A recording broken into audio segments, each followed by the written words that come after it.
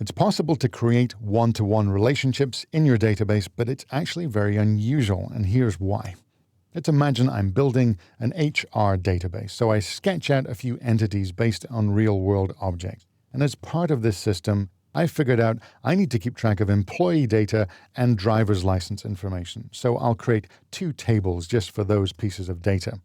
But let's say the only reason I need to do this, to keep track of driver's license data, is so I can associate a license with an employee for making travel reservations. So in this system that I'm describing, it's a pure one-to-one relationship.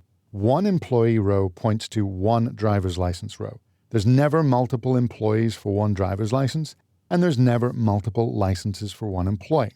Now, I understand there are always caveats, so I'm assuming that this system just doesn't care that a few people might possess 2 licenses for different states or countries.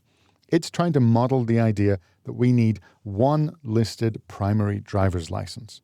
So I could create these as 2 tables with a one-to-one relationship. I could store a foreign key to the driver's license table in my employee row, or I could do it the other way around.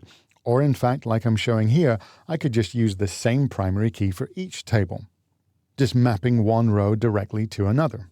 But if this is the actual situation, that it's a pure one-to-one, then I might as well just combine the 2 tables and have the driver's license information stored directly in the employee row with no relationship needed.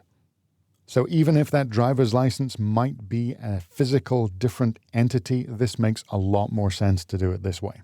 One thing to take care of, when you're new to database design, it sometimes happens that you think you've got a one-to-one relationship when you don't. Here's an example where I've seen this happen multiple times. Let's say we're drawing up a fairly basic situation with an order item, and a product. There's some kind of relationship here. So order is storing information like an order ID, a date, a total amount due. Each order item is storing a foreign key to order ID, it's storing a quantity and a product ID, because it's linking to a different table product that's storing information like the description and the list price.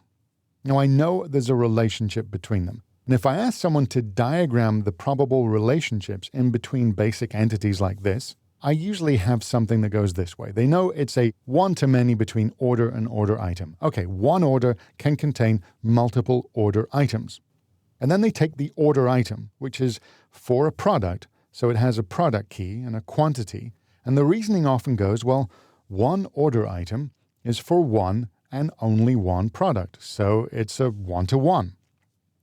But of course, it isn't. What they've correctly determined is that it is a 2-1 relationship, meaning an order item is for one and only one product, but they haven't looked at it the other way, that the same product can be associated with multiple order items. So this really is a many-to-one. It's going from order item to product, and a one-to-many going from product to order item. One product could be ordered multiple times.